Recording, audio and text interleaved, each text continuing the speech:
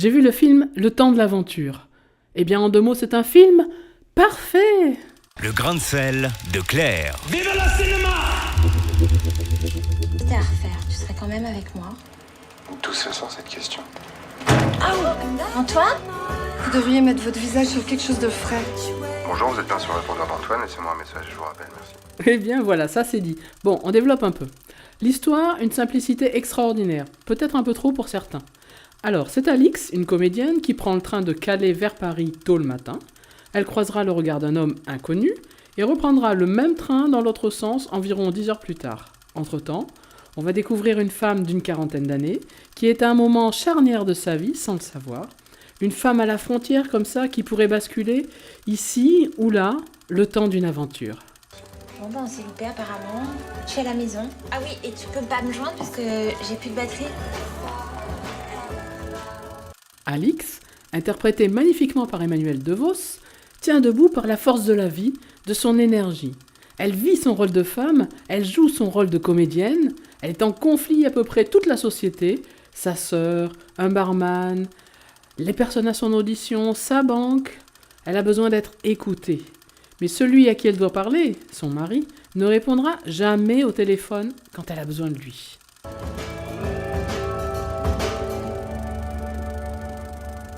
Alors, pour une fois, Alix va se laisser entraîner à suivre ses envies.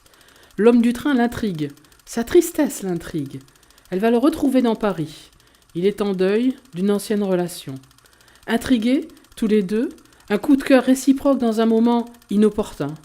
Alix va suivre, provoquer cet homme, se confier, l'aimer et partager cette journée avec cet inconnu. Excusez-moi, parlez-vous anglais? I'm trying to get to the Church of San Clotilde. De son côté, l'inconnu, interprété par Gabriel Byrne, est aussi excellent dans ce rôle. Un homme, professeur de littérature, en deuil, qu'Alix va aller chercher au plus profond de lui-même, presque à malgré lui. Voilà ce qui fait la puissance de ce duo. Alix mène la danse, dans sa légèreté, son trouble et l'inconscience d'une mise en danger, elle lui avouera son secret.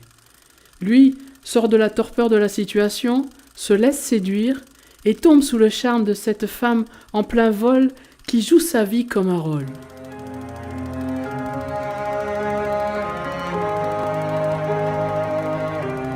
Why did you come here today?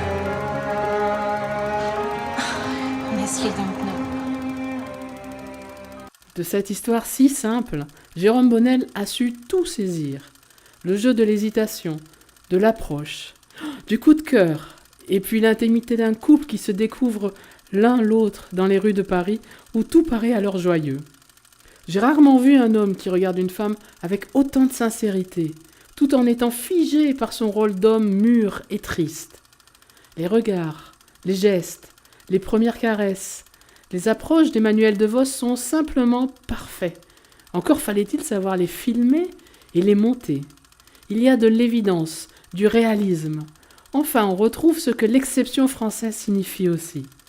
Il y a un peu de Romy Schneider et de Sami Frey dans ce couple perché qui vole des moments de bonheur à la réalité. I should go. It's better. It's the first time I've cheated on my boyfriend. I don't think I want to know that. Voilà pour ce très joli moment. Merci Jérôme Bonnel. Allez, j'arrête mon cinéma comme disait papa et je vous souhaite une excellente séance. Vive le cinéma!